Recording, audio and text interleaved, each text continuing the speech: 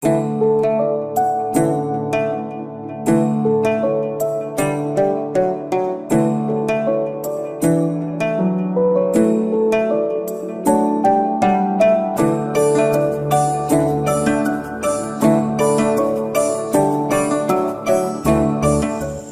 কেমন আছো সবাই? আশা করি সবাই খুব ভালো আছো। তো যেই মাটির মূর্তিটা আমি জঙ্গল থেকে পেয়েছিলাম এবং তোমাদের সাথে শেয়ার করেছিলাম সেটা কীরকম অবস্থায় পড়েছিল, আমি কীভাবে সেটাকে বাড়ি নিয়ে এসেছি এবং তারপরে কী করেছি, তো সেটা সব কিছু তোমাদের সাথে শেয়ার করেছিলাম। আজকে এটা ফাইনাল পার্ট।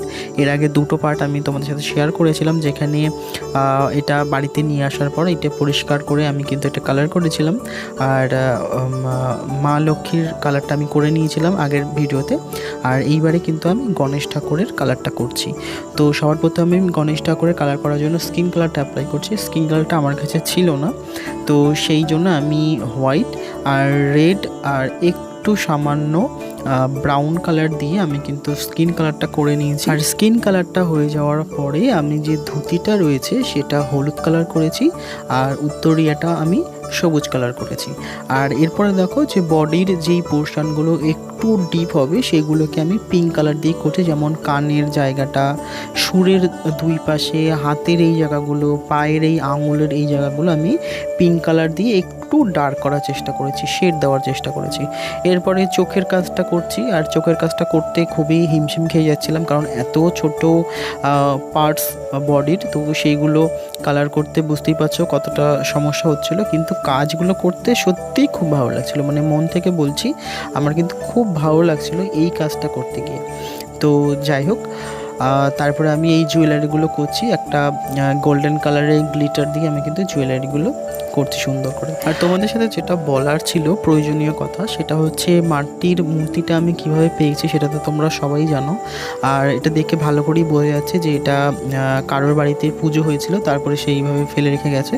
তো দেখো, বাড়িতে তো এক একজনের এক এক নিয়মে পুজো হয় বা অনেক রকমভাবে পুজো করা হয়, তো তারপরে সেটা এখানে এরকমভাবে ফেলে রেখে গেছে। তারপরে আমি বাড়িতে নিয়ে এসেছি, ঠিক আছে, কিন্তু বাড়িতে এটা অনেকে বলছে রাখলে পরে আমার ওপর কোনো এফেক্ট হতে পারে, তো সেই জন্য আমি একটু কনফিউজ রয়েছি। তোমরা যারা ভিডিওটা দেখছো প্রত্যেকের কাছে রিকোয়েস্ট করছি কি তোমরা আমাকে একটু ভালো করে এটা বলো কমেন্ট করে কি এটা আমার কি করা উচিত। আমি তোমাদের সাথেই যাব, তোমরা যেটা বলবে আমি সেটাই করব, কারণ তোমাদের সাথে যেহেতু সবটা শেয়ার করছি, তো সেক্ষেত্রে তোমরা যেটা বলবে আমি সেটাই করার চেষ্টা করবো। আমাকে কমেন্টে অবশ্যই জানিও। তো দেখো, আমার কালার করা পুরোটা কমপ্লিট হয়ে গেছে। এখন এই যে পেছনের যে পোর্শনটা রয়েছে সেটা তো ভাঙা আছে, তো সেটাকে আমি রিপেয়ার করব না, সেটাকে আমি চেঞ্জ করে নতুন করে বানাবো। তো সেই জন্য আমি এরকম মোটা একটা কার্ডবোর্ডের পেপার নিয়ে নিয়েছি। এরপরে এটার ওপরে আমি আউটলাইন করে তারপরে কালার করে আমি পেছনের যে পোর্শনটা আছে সেটা বানানোর চেষ্টা করব। লাইফে তো এটা কোনো দিন করিনি, করতে খুব ভালো লাগছিল, খুব এক্সাইট হয়ে গেছিলাম যে কিভাবে এটা করব, কেমন হবে রেজাল্ট। তো আমি ভিডিওর প্রথমে তোমাদের একটু দেখিয়ে দিয়েছি যে ফাইনাল লুকটা কেমন হয়েছিল। তাও তোমরা ভিডিওটা পুরোটা দেখো, স্কিপ করো না, কারণ আমি কিভাবে করলাম আমি আমার 100% দেওয়ার চেষ্টা করছি। রেজাল্টটা কীরকম হয়েছে সেটা তোমরা কমেন্টে বলবে। আর যেটা তোমাদের আমি জানাতে বললাম সেটা কিন্তু অবশ্যই জানিও, কারণ এই ব্যাপারটা আমি সেই প্রথম দিন থেকে আমি তোমাদের প্রথম ভিডিওতেও বলেছিলাম যে এই ব্যাপারটা নিয়ে আমি একটু কনফিউজ হয়ে আছি। তারপরে প্রথম পার্টটা ভিডিওটা দেওয়ার পরে অনেকে আমাকে পার্সোনালি কমেন্ট করেছো, অনেকেই বলেছো ব্যাপারটা নিয়ে। তো সেই জন্য আমি বলতে চাইছি যে তোমরা একটুখানি আমাকে বলো যে এটা ঠিক হবে না ভুল হবে, বা এটা কি করা উচিত, কারণ আমি তো এটা তুলে নিয়ে এসেছি। এবার কালার করার পরে কিন্তু কি আবার সেটাকে ওইখানে রেখে আসাটা ঠিক হবে কি না এটা তো আমি ঠিক বলতে পারছি না, বুঝতেও পারছি না। যদি সেরকমই কিছু করতে হয় তাহলে আমি একটা ভালো বট গাছ বা অশ্বত্থ গাছ বা কোনো মন্দির দেখে আমি সেখানে পাশে রেখে আসবো, যাতে কোনো নোংরা বা কোনো রাস্তার মধ্যে যাতে পড়ে না থাকে সেরকমভাবেই দেখবো। তবুও তোমরা কমেন্ট করে আমাকে জানিও যে আমার কি করা উচিত আপাতত। তো যাই হোক, মোটামুটি দেখো আমি কার্ডবোর্ডটা কিন্তু প্রথমে আউটলাইন করে নিয়ে তারপরে কালার করে ফেলেছি। এইবার আমি এটাকে সুন্দর করে কেটে নেবো আস্তে আস্তে করে।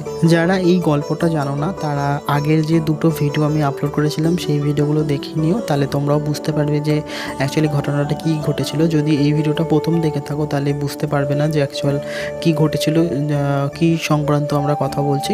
তো সেই জন্য প্রথম এই ভিডিওর আগে যে দুটো পার্ট আপলোড করেছিলাম সেই পার্ট দুটো দেখে নিও।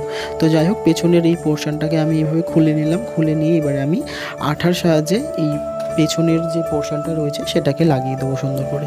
তো প্রথমে আমি এরকমভাবে ওটা খুলে নিয়েছি, পেছনে যে পিনগুলো ছিল সেটাকে আমি খুলে পেছনের পোর্শনটাকে বার করে নিয়েছি, নিয়ে এবার এইটাকে আমি এইভাবে লাগিয়ে দিয়েছি। তো এটা শুকোতে থাকুক, আর ততক্ষণ আমরা এই গণেশ ঠাকুরের ডান হাতের যে অস্ত্রটা রয়েছে সেটা তো ভেঙে গেছিলো, তো সেইটাকে আমি এই কার্ডবোর্ডের সাহায্যে আবার করে নিচ্ছি। করে নিয়ে এরকমভাবে কাঁচি দিয়ে সুন্দর করে কেটে নেব, কেটে নিয়ে তারপর রং করে দেবো, তাহলে এটা রেডি হয়ে যাবে। ওখানে কি ছিল আমার ঠিক মনে নেই পোর্শনটা, কিন্তু এখন ওইটা তো ফাঁকা রয়েছে, তো সেই জন্য এরকমভাবে আমি একটা করার চেষ্টা করলাম। গোল্ডেন কালার দিয়ে এরকম একটুখানি কালার করার চেষ্টা করলাম। দেখো সুন্দর একটা কিউট একটা অস্ত্রটা হয়ে গেছে, দারুণ লাগছে দেখতে। তো ফাইনাল লুকটা এই যে দেখতে পাচ্ছ, কেমন হয়েছে অবশ্যই কমেন্ট করে জানিও। আর আমি আমার 100% দেওয়ার চেষ্টা করেছি, কেমন রেজাল্ট হয়েছে জানি না, প্রথমবার করলাম। যদি ভালো লাগে তাহলে অবশ্যই কমেন্ট করে দিও।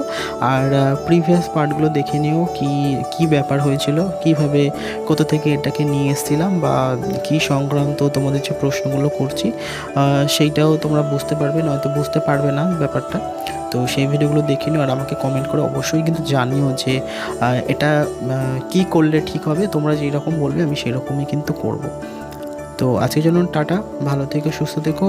আর পরের ভিডিও খুব তাড়াতাড়ি আসবে। যদি এখনও ফলো করে না থেকো তাহলে আমার ফেসবুকটা কিন্তু অবশ্যই ফলো করে দিও, আর আমার ইউটিউব চ্যানেলটা ফলো করতে পারো। ইউটিউবের নাম হচ্ছে ক্রিয়েটিভ প্রশান্ত। খুব তাড়াতাড়ি পরের ভিডিওতে দেখা হবে, ততদিন ভালো থেকো, সুস্থ থেকো। আজকের জন্য টাটা।